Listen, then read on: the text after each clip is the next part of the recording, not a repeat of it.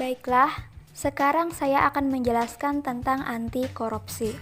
Yang pertama ada pengertian korupsi. Korupsi berasal dari bahasa Latin corruptio dan corruptus, yang berarti kerusakan atau kebobrokan. Dalam bahasa Yunani, corruptio perbuatan yang tidak baik, buruk, curang, dapat disuap, tidak bermoral, menyimpang dari kesucian, melanggar norma-norma agama, material, dan umum. Selanjutnya, pendekatan meminimalisir korupsi ada 3, yaitu yang pertama faktor internal.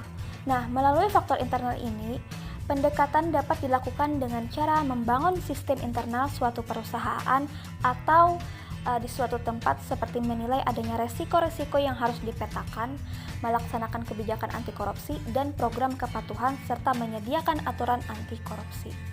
Yang kedua ada faktor eksternal. Faktor eksternal di sini dapat dilakukan dengan cara berbagi kebijakan, pengalaman, ataupun best practice dengan pemangku kepentingan eksternal lainnya.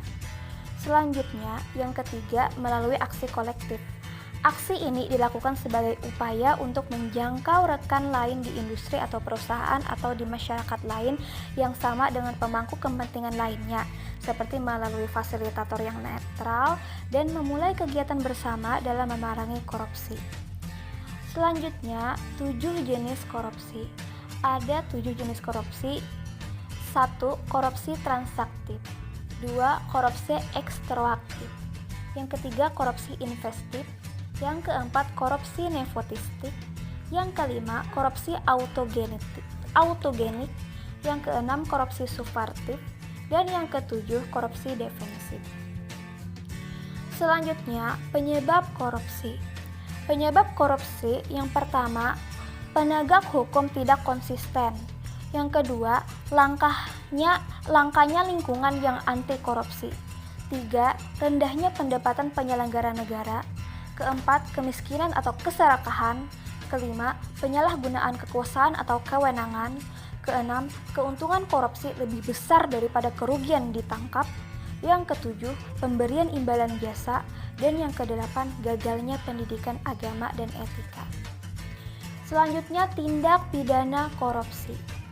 Menurut Undang-Undang Nomor 31 tahun 1999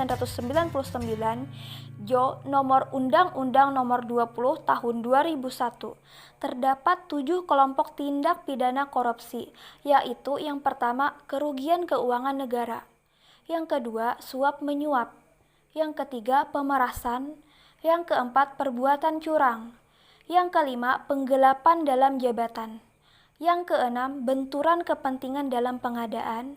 Yang ketujuh, gratifikasi. Nah, semua jenis tersebut merupakan detik-detik yang diadopsi dari kutip Pasal 1 Ayat 1 Sub C Undang-Undang Nomor 3/71. Nilai dasar anti korupsi. Nilai dasar anti korupsi ini dapat kita terapkan dengan sikap peduli, jujur, mandiri, tanggung jawab, kerja keras, sederhana, berani, adil, dan disiplin. Nah, itulah penjelasan saya tentang anti korupsi. Terima kasih.